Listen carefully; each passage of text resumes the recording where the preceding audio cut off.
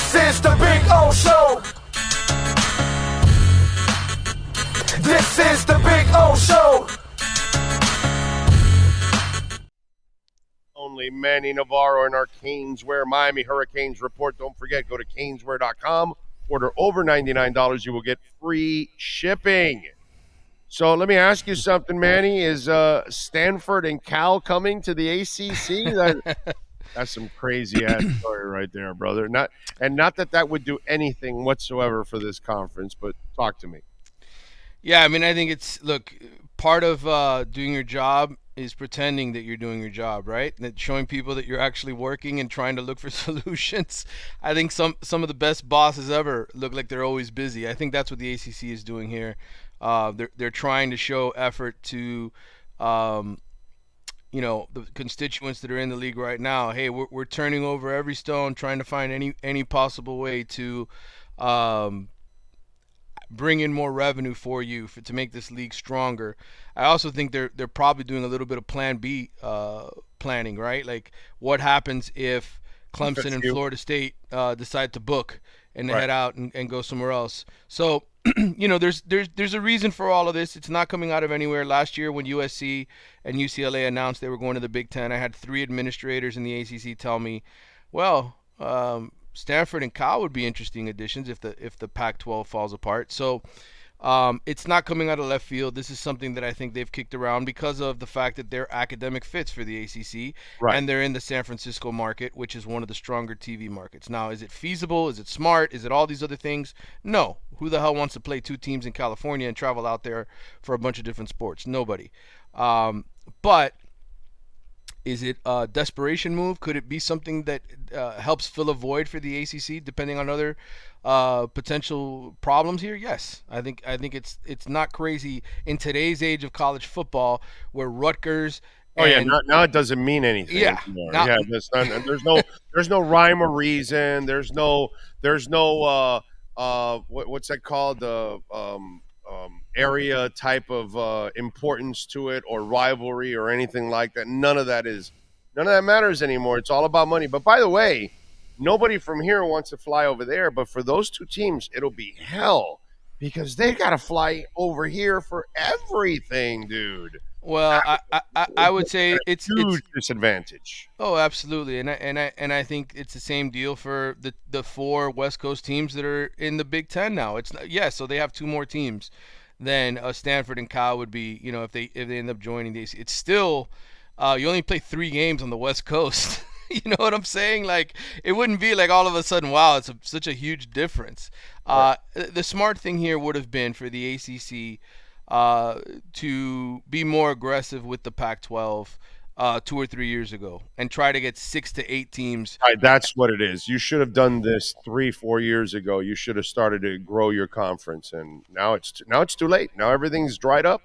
Right. Now the Big Ten and the SEC have made all the moves, and they've positioned themselves, and it's sad. It's sad for those of us who have seen college football sort of deteriorate as they keep trying to pursue, more playoffs, more money, all these things. It's certainly not good for the athletes. And what I've said, I mean, I've been part of several panels here with The Athletic. We've had these live room chats where a lot of fans, from the West Coast and Pac-12 get on there, and they're crying and they're upset. I've said this to them. I said, the suffering hasn't begun yet. Like, think about it. UCLA and USC are still playing their final season in the Pac-12. Like, the Pac-12 has 1 more season to go. We have not gotten to the point yet where every softball player and every baseball player and every track and field athlete and every bitching constantly because of what they're being put through.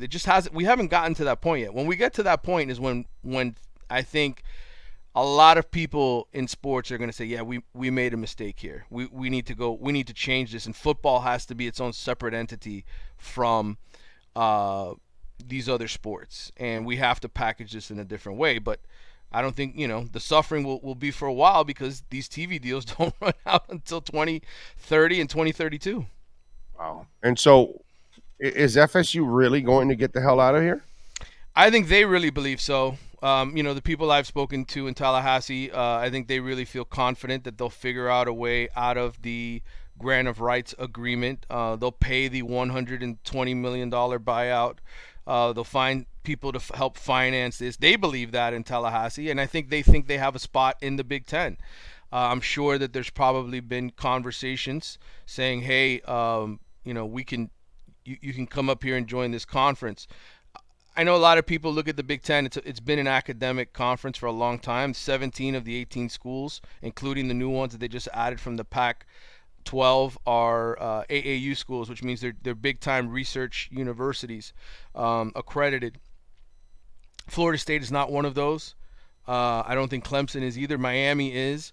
But again, we've reached an age where this is about eyeballs and TV dollars. And so I think Florida State is confident that, if they don't leave, and I don't think they're going to leave by the August 15th deadline. They have basically a week to sort of put their notice in if they're going to leave after the 24 season, or before the 24 season. So I think this will stretch into 2025. I think Florida State's going to go through the process of litigation, everything else it needs to do, and then they'll probably try to move out for 2025. Is Clemson going to do the same thing? That's the interesting one, because Clemson has not sort of pounded their chest the way Florida State has in any sort of public setting whatsoever. We've not heard it from Dabo Swinney. We've not heard it from their athletic director. Florida State's taken the opposite approach and been really vocal. I'm very interested to see. I think Clemson's supposed to have a Board of Trustees meeting today. I don't know that any of that stuff is going to be viewed live. They're not going to carry it on YouTube. They're not going to have Deshaun Watson, come on and make comments about how bad they need to leave. But it will be interesting to see what sort of sprinkles out of that conversation and how strongly Clemson really wants to go. I know my last conversation with people at the University of Miami was, yeah, it sucks. We're in the third best conference in terms of TV dollars, but the ACC is still a very good conference. We still like where we are. I think Florida State is the one school being really out front and aggressive about wanting out. And by the way, just remind the Miami fans, unless John Ruiz wants to write a big fat ass check, there's no shot Miami's buying their way out. I mean, you can never say never. We don't know ultimately what ESPN and Fox and the major TV networks will agree to. They're the ones controlling all this, Orlando. I mean, they just I look at this situation and I say Disney is struggling financially right now, right? Maybe they'll be okay with sort of reaching a deal where they let teams leave and say, okay, Fox, you pay for this. I don't know legally where we're headed with all of this. Yeah, what you and I don't know is what profitability is there in the ACC deal, and Right. if there is fat ass profitability, they're not going to let them out. No, Well, correct. If and they're I've losing their ass or maybe barely breaking even, ESPN doesn't have the money anymore. Right. They've been set adrift Right. from Disney, and Disney set ABC adrift. So now they're all separate islands, and they can't, depend on Disney anymore for money. So that's where things are going to. That's why all these cuts are coming with ESPN, because they don't have the money to spend like they used to.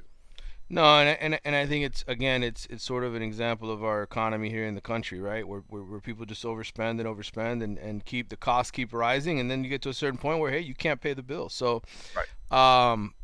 I don't know what's going to happen. Though. I personally think at a certain point, and I don't know when, like I said, maybe it's after the suffering, after we hear all these kids in all these sports complaining in 2030, after we go through this gigantic circus of, paying for these TV rights, that, at some point, everybody just decides, yeah, we got to go back to the old way. But right now we're headed towards it full speed ahead. All right, so Cam's going. What do you got? What do you got for us? Give me some good news on the O-line. Well, listen, they look great in shorts. They look good in stretching. They look fabulous all the time in shorts. Nobody's gotten hurt yet that I know of. All of this stuff. Oh, you know how it is doing the Dolphins. Like, you guys get to go out there and see stuff. You can see position battles. You can't necessarily report about it, right? You can't share depth charts. Whatever is being viewed at Miami is nothing significant. None of the reporters are getting a chance to watch Tyler Van Dyke throw with pressure in his face. Nobody's getting a chance to watch whether or not Colby Young holds onto a ball, on deep throws beyond whatever the kind of silly 7-on-7 work that they're doing. Or in traffic. Right. Yeah. So all of this, So what hey. are you hearing? Come on, you once in a while hear Well, what am I hearing? I think again, it's the same thing. Coaches are enthusiastic. They're excited. They think they're in a better scheme. They think they've got better players. They think there's better talent around. But I don't think anybody's sitting around there saying, "Man, we're going to beat Clemson and Florida State."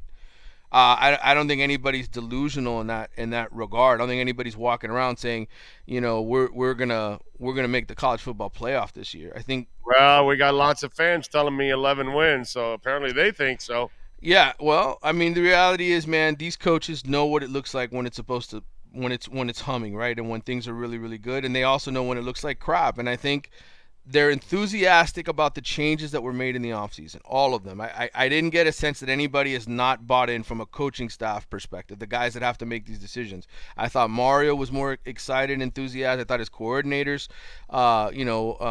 Shannon Dawson said there's more than enough talent here to do things. So to me, their impressions of what this looks like, they feel good. But I also think they know they're counting on a lot of freshmen and a lot of transfers, guys that weren't here last year, to deliver. And do the math every year. None of you never have an entire freshman class come in and become All-Americans right away. You may have 2 or 3. You never have every single transfer pan out. So there will be improvement, but it'll be steady, sort of progressive improvement. Okay. All right. Well, I mean, so no serious injuries. We still don't know what's going on in the receiving corps. We kind of don't know. Hoping well, that Tyler Harrell's a kid who's had those foot injuries, the speedster on the outside, and I think he left practice the other day kind of gingerly walking. But listen, that's going to happen with guys that have foot injuries. And so one day you might see him walking off the field like that. The next day, if he's back out there running sprints, whatever. I mean, these are football players. They get banged up. This is part of the deal. And I would say with Tyler Harrell, until we see him in the game, we really don't know how effective he's going to be. He didn't play last year at Alabama, hardly at all. So, let's see him in a game. That's what I try to tell everybody. Everybody wants to know, hey, what's going on in practice? I wish I had something awesome and juicy to tell you, but I know it sucks. They don't give you guys any looks, so yeah, it's hard to really get a feel for what's actually going on. Yeah. But I know once in a while you'll get a couple things that'll trickle down. Oh, sure. I'll share them. I'll be happy to share them with you. Nothing's trickling right now. No, because they really haven't done much in the way of serious work. Shorts. Right. Yeah, they're in shorts. I mean, they went through a week of shorts. Now they're getting into pads and doing stuff, and we will see it. To me, this time of year is who survives injury-wise, who gets hurt. Somebody always gets hurt, brother. Some guy always, gets hit in the knee. He pulls, sprains an ACL, an MCL, something. It always. Someone happens. That isn't Zion, because Zion is always injured. Exactly. So yeah, I mean, let's look. They're gonna have Canes Fest on Saturday. I think at Hard Rock, right? Where people will be able to go and watch him in practice. Mario will be extremely vanilla because he's very conscious that somebody's out there with a camera recording everything. But hey, fans will get a listen. I'm not gonna be at Canes Fest. I got my nephew's baptism that I got to attend on Saturday.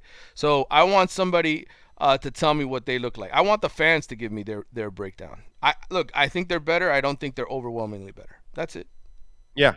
I don't think so either. I think it's going to take a little time to build this thing back up again. They were really bad, so I'm with you there. I don't put a ton of expectations on them this year.